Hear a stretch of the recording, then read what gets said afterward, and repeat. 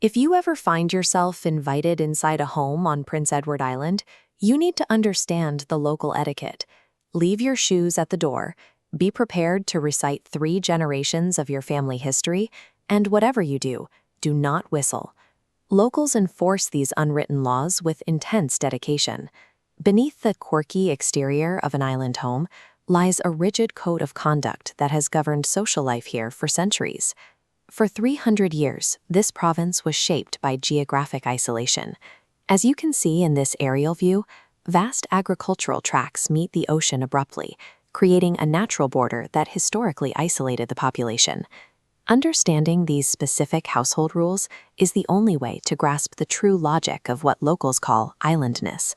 The first test happens at the threshold, the absolute mandate to remove your footwear. The island is famous for its iron-rich red soil, which is notoriously slippery and permanently stains almost everything it touches. Historically, the household was a direct extension of a grueling farm economy.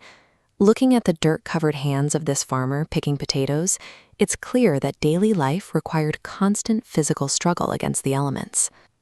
In this environment, tracking red mud into a clean house isn't just a mess, it's a direct affront to the labor of the homeowner who spent hours scrubbing it away.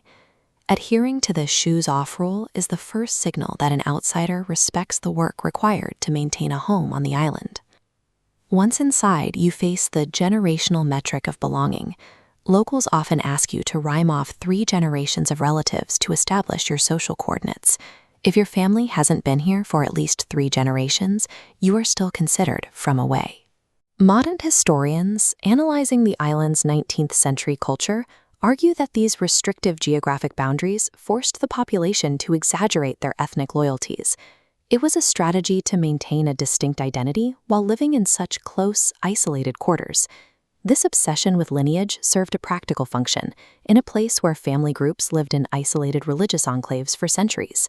Before starting a relationship, locals use an Ancestry.ca filter, checking with parents to ensure a potential partner isn't actually a second or third cousin. If you are invited to tea, the tea protocol begins. The host must always pour for the guests, and your pinky finger must remain down. These rules are designed to project stability and personal care, while pointedly avoiding elitist stereotypes. These social gatekeeping rituals act as a buffer. By enforcing a sect code of internal civility, families protect their private space from the unpredictability of the outside world. Even within the community, there is a pressure to conform to a standard of extreme modesty known as tall poppy syndrome.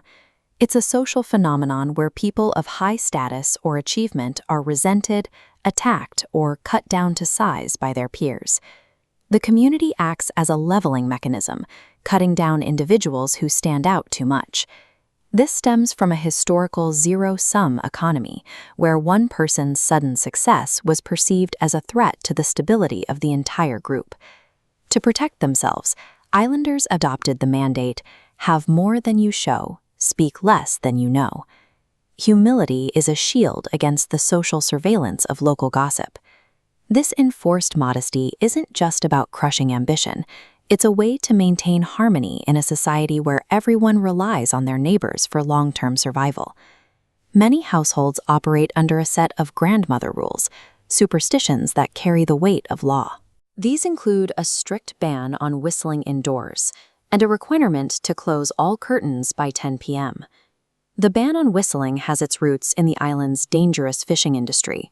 Historically, it was believed that whistling indoors would call up a storm and endanger those currently out at sea. The stark isolation of the island landscape encouraged a deep caution regarding spiritual or unseen forces. In a place where you were often physically alone against the elements, these rules provided a sense of order. Enforcing these superstitions serves as an emotional coping mechanism, helping families manage the very real physical dangers of maritime life. This culture of household respect extends into public spaces.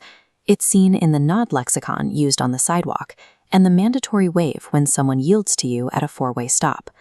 The most significant public rule is the funeral procession. When a hearse passes, all oncoming traffic must pull over and stop. Drivers frequently exit their cars and stand in silence until the entire line has passed.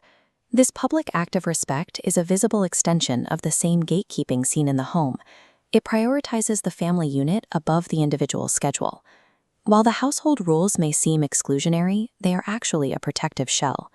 This rigidity ensures that when an islander is in need, the community is disciplined enough to provide immediate collective support. To live here is to accept a social contract, where success is tempered by humility, and reputation is managed through silence. These rules are the vital glue holding the island together. What are the unwritten rules where you live? Let us know in the comments.